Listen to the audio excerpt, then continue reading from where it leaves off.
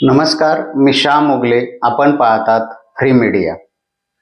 महाराष्ट्राच्या राजकारणामध्ये घी देखा लेकिन बडगा नाही अशी अवस्था अजित पवार आणि त्यांच्या राष्ट्रवादी काँग्रेस या पक्षाची झाली आहे. भारतीय जनता पक्षासोबत जाऊन महाराष्ट्राच्या सत्तेत सहभागी होता येईल या हेतूनं राष्ट्रवादी काँग्रेस या पक्षाचे विभाजन करून किंवा तो संपूर्ण पक्ष घेऊन अजित पवार भाजपसोबत आले.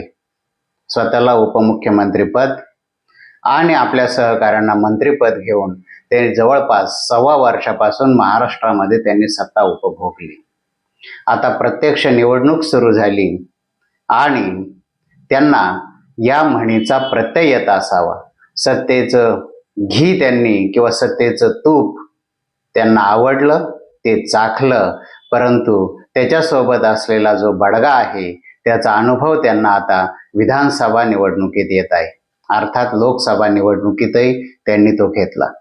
अजित पवार यांनी वेळोवेळी आपल्या सहकाऱ्यांना किंवा आपल्या राष्ट्रवादी काँग्रेसमधल्या जुन्या सहकाऱ्यांचं समजूत काढताना आपण वैचारिक तडजोड केलेली नाही, आपण केवळ सत्तेसाठी आणि मतदारसंघांच्या विकासासाठी भारतीय जनता पक्षाबरोबर गेलेलो आहोत असं सांगण्याचा ते प्रयत्न करत असत. लोकसभा निवडणुकीमध्ये याच प्रयत्नामध्ये त्यांनी 4 जागा उभ्या केल्या होत्या. त्यापैकी फक्त एका ठिकाणी त्यांना लोकसभा निवडणुकीत यश मिळालं. त्यांच्या पत्नी सुद्धा बारामती मतदारसंघातून पराभूत झाल्या. त्यानंतर विधानसभा निवडणुकीमध्ये आपण याच्यावर डॅमेज कंट्रोल करू शकू आणि पुन्हा उभारी घेऊ शकू असं त्यांना वाटत होतं. हे करताना त्यांनी लोकसभा निवडणुकीचं जे विश्लेषण केलेलं आहे आणि त्यानुसार त्यांनी व्यूहनीती ठरवली असावी असं आपल्याला त्यांच्या एकूण उमेदवारी देण्याच्या पद्धतीवरून किंवा त्यांच्या काही वक्तव्यांवरून आपल्याला दिसून येतं. त्यांनी राष्ट्रवादी काँग्रेसचे आमदार नवाब मलिक आणि त्यांची मुलगी सना मलिक यांना पक्षाकडून उमेदवारी देताना भारतीय जनता पक्षाशी पंगा घेतलेला आहे. सना मलिक यांना उमेदवारी देण्याचा निर्णय भारतीय जनता पक्षाने काही प्रमाणात स्वीकारला असताना अजित पवार यांनी शिवडी मतदारसंघातून नवाब मलिक यांना ऐनवेळी एबी फॉर्म देऊन उमेदवारी दिलेली आहे. हा निर्णय भाजपच्या जिव्हारी लागला असावा हे निश्चित. निवडणुकीचा काळ असल्यामुळे त्यावर टोकाच्या प्रतिक्रिया व्यक्त केल्या गेल्या नाहीत. आम्ही नवाब मलिक यांना मतदान करणार नाही, आम्ही शिवसेनेच्या उमेदवाराला मतदान करणार, अशा प्रकारची संयत भाषा वापरून भारतीय जनता पक्षाने त्यावरती काही प्रतिक्रिया दिली नसली तरीही अजित पवार मात्र स्वतःला सेक्युलर सिद्ध करण्यासाठी बोलण्यापासून थांबत नाही. नवाब मलिक किंवा त्यांच्या मुलीला उमेदवारी देण्यामागे अजित पवार यांचा हेतू आपला पक्ष हा सेक्युलर आहे, भारतीय जनता पक्षासोबत आम्ही सत्तेत असलो तरी आम्ही हिंदुत्वाची कास धरलेली नाही, हे मुस्लिम मतदारांना एक संकेताद्वारे सांगण्याचा प्रयत्न केला आहे. उत्तर प्रदेशचे मुख्यमंत्री योगी आदित्यनाथ यांनी हरियाणा निवडणुकीमध्ये बटेंगे तो कटेंगे हा नारा दिला होता. त्याचा फायदा त्यांना हरियाणा निवडणुकीत झाला असं राजकीय विश्लेषकांचं म्हणणं आहे. महाराष्ट्राच्या निवडणुकीमध्येही मराठा आरक्षणाच्या निमित्ताने भारतीय जनता पक्षाच्या विरोधात मराठा जात उभी करण्याचा जो काही प्रयत्न झाला त्याच्यावर तोड म्हणून बटेंगे तो कटेंगे ही घोषणा लागू पडू शकते या विचाराने तिचं या महाराष्ट्रामध्येही त्या घोषणेची पुनरावृत्ती होत होती किंवा त्या दृष्टिकोनातून मतदार एकत्र करण्यासाठी जुळवाजुळव सुरू होती. मात्र अजित पवार यांना ती घोषणा ही मान्य झाली नाही.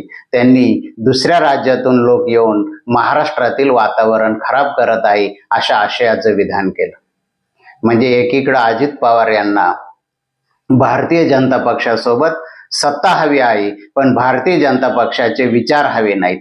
या पाठीमाग विचार वगैरे कुठलाही हेतू नाही किंवा ते विचारांशी प्रामाणिक आहेत, ते पूर्णतः सेक्युलर आहेत असं नाही, तर आपल्यासोबत आलेल्या विद्यमान आमदारांना पुन्हा उमेदवारी दिली आहे आणि या उमेदवारांना जर त्यांच्या मतदारसंघांमध्ये दलित प्रामुख्याने नवबौद्ध आणि मुस्लिम ही मतं मिळाली नाही तर त्यांचा विजय अवघड आहे याची जाणीव त्या आमदारांनाही आहे, त्या उमेदवारांनाही आहे आणि स्वतः अजित पवार यांनाही आहे.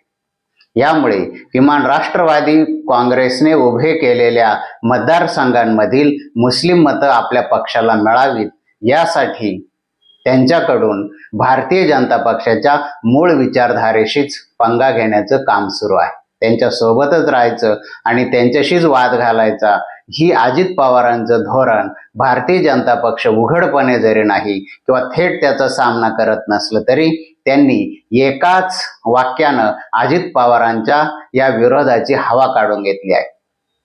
भारतीय जनता पक्षानं नुकतेच विधान परिषदेत घेतलेले सदाभाऊ खोत यांनी शरद पवार यांच्याविषयी जे वक्तव्य केले आहे त्या वक्तव्याने अजित पवार यांची स्वतःचीच उमेदवारी अडचणीत आली आहे. लोकसभा निवडणुकीत चंद्रकांत दादा पाटील यांनीही बारामतीमध्ये शरद पवार यांना संपवण्याचं आमचं ध्येय असल्याचं वक्तव्य केलं आणि त्यामुळे अजित पवार यांच्या पत्नी सुनेत्रा पवार यांची उमेदवारीच धोक्यात आली. त्याचा परिणाम काय झाला हे आपल्याला सर्वांना माहीत आहे. आताही स्वतः अजित पवार बारामतीतून उमेदवारी करत आहेत आणि भाजपच्या आमदाराने शरद पवार यांच्याविषयी अत्यंत वादग्रस्त विधान केलेलं आहे. शरद पवार यांचे समर्थक भारतीय जनता पक्षाला कधीही मतदान करत नाही. त्यामुळे खोत यांच्या वक्तव्याने भाजपच्या मतांवर काही परिणाम होईल असं वाटत नाही. मात्र खोत यांच्या वक्तव्यानं अजित पवार यांच्या मतांवरती निश्चित परिणाम होणार आहे. कारण अजित पवार हे बारामतीतून त्यांचाच पुतण्याविरोधात निवडणूक लढवत आहे. त्यांचे काका शरद पवार हिरिरीनं तिथं प्रचार करत आहे आणि या परिस्थितीत भाजप शरद पवार यांच्या विरोधात व्यक्तिगत आणि शारीरिक व्यंगाचे आरोप करत असेल तर शरद पवार यांना मानणारा मतदार वर्ग अजित पवार यांच्यापासून दूर जाण्याची भीती व्यक्त होत आहे. यामुळे घाईघाईने अजित पवार यांनी या वक्तव्याचा निषेध केला. अशी वक्तव्य केली जाऊ नयेत असंही सांगितलं.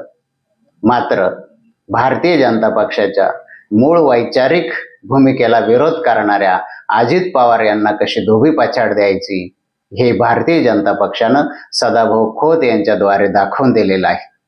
आता उरलेल्या दिवसांमध्ये अजित पवार हे डॅमेज कंट्रोल कसं करतात हे आपण बघणारच आहोत. यामुळे घी देखा लेकिन बडगा नाही हा अनुभव सध्या महाराष्ट्राच्या राजकारणात अजित पवार घेत आहेत असं म्हटलं तर वावगं ठरणार नाही.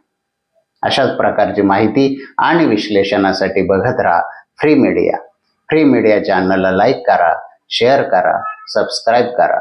धन्यवाद.